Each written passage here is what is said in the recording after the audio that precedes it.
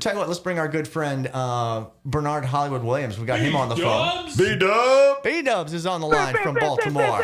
What's going on, Bernard Hollywood Williams? How's this week been for you? We haven't talked to you like all week. How you been, man? Man, I've been good. I've been homeschooling and staying cool and staying safe. I used to call them the backup dancers, but now I'm gonna call them how are the premier leads.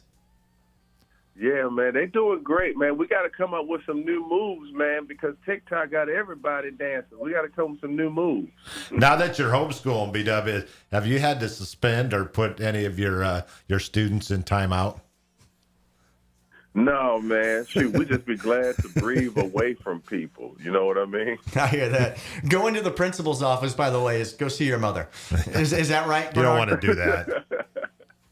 Mom's taking care of the discipline in the Williams household. And if you know anything about Bernard, she's probably is the one handling the discipline. Most families, he's the fun dad. Does. He's the fun dad. He's the girl dad. Yeah. He's the one to treat them like princesses. Discipline's got to be the mom's department. Am I right about that?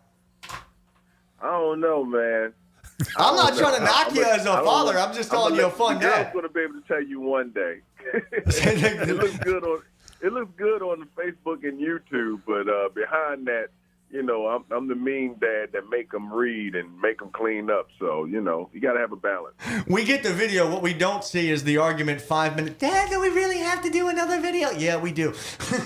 We don't get that. Yeah, see, like even now, like I may have to put it on mute and you may not hear me, but in the background you hear, shut up! And you're not supposed to say that. That's a curse word, so you're not supposed to say that. Yeah, but dude. yeah, man, I'm a discipline. I just try not to abuse them. But yeah, I keep a balance. So I saw this story. I wanted to ask you about this. Jerry Jeudy, the University of Alabama Crimson Tide wide receiver, wants to improve his speed training. And so he has actually been working with track and field legend, Olympic gold medalist, famous from the 92 and the 96 games and 2000 games, Michael Johnson, has been working with Jerry Jeudy on his speed training. First off, I think that's pretty cool. He's going to be able to, that's one aspect of Jerry Judy's game that he needed a little bit of help on. His route running's fantastic. His catching's fantastic. Could have used a little bit more speed. Great to see him working with Michael Johnson. I wanted to ask you this. Which sprinter do you think would make the best football player? You mean now or in the Through past? history. Through history. Through history? Sheesh.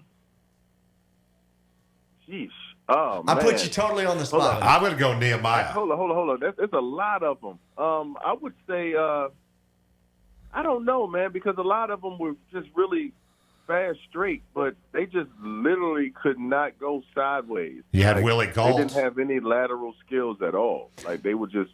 I'll tell you Irish Bill's suggesting a couple of names. I got you. Go ahead. You ready for this? Yeah. I got one. Man named Quincy Watts, Olympic champion, 1992, 400. Okay. Irish Bill, he's putting a couple of Quincy names Watts. like Willie Gault. Now, Willie Gault was a football player who happened to also run track and field. Percy Harvin, Jeff Demps, those are certainly guys that did both sports. I was trying to think of names of sprinters who didn't necessarily play football, but could have. The name that came to my mind was a sprinter from the 80s. And he had his difficulties with PEDs. He had his alleged incidents. But Ben Johnson. And Ben Johnson, to me, was different than any other sprinter because he looked like a bodybuilder. He looked like a diesel truck running down the lane. And whereas most other sprinters I think of is very fit, and they do show some muscular structure, but it's also much more of like zero body fat. Whereas Ben Johnson had the mass. Okay, now here's the thing. Now you're talking about Ben Johnson on steroids.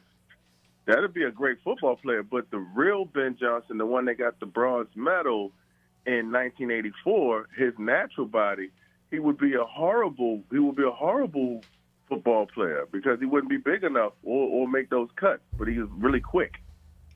Did it ever surprise you that he was able to keep his speed? Now, PEDs and steroids aside, able to keep his speed at an Olympic level while carrying that much size and weight?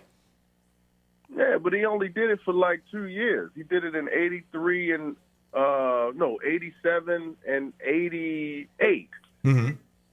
Yeah, he only did it for 2 years. If memory serves, I think he was at the 92 games, and if I remember right, he got disqualified due to a false start. Am I correct on that?